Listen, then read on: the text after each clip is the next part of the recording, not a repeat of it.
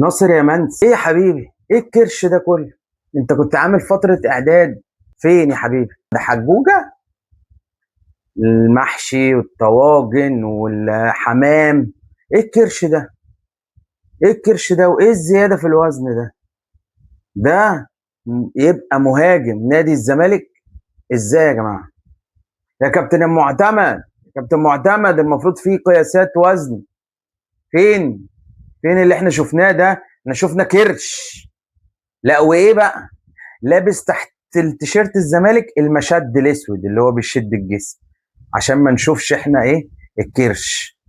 ده منظر لعيب كوره؟ ده منظر لعيب كوره؟ لاعب بياخد فتره اعداد؟ ده كان بياخد فتره اعداد عند حجوجه، بط ومحشي وحمام وطواجن. ايه يا جماعه؟ ايه يا جماعه؟ انت بادئ فتره اعداد متاخر، محتاج كل ساعه تروح جاي النهارده تدي اللعيبه راحه بدل ما تاخد اللعيبه وتعمل بيهم تمرينات في الجيم او ايا كان مدرب بالاحمال عشان تزود اللياقه البدنيه للاعبين اللي احنا شفناها واقعه في مباراه الاتحاد. فتروح جاي النهارده مدي اللعيبه اجازه؟ ازاي يا كابتن معتمد؟ يعني عارفه ان الزمالك بادئ فتره الاعداد متاخر وبالتالي اللياقه البدنيه عنده واقعه، فاحنا نروح جايين مدين اللعيبه اجازه؟ ده ينفع يا كابتن معتمد؟ ايه يا جماعه؟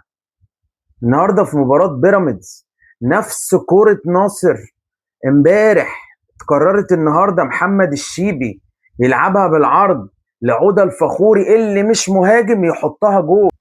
هي نفس الكوره بتاعت ناصر منسي امبارح لما عمر جابر لعبها بالعرض ومع شاطها في المدرجات، لان اللاعب مش جاهز، لا جاهز ذهنيا ولا جاهز بدنيا. النهارده عوده الفخوري جابها جون ببساطه وهو مش مهاجم اصلا. هي نفس اللعبه. يا جماعه حرام عليكم الزمالك اللي بتعملوه.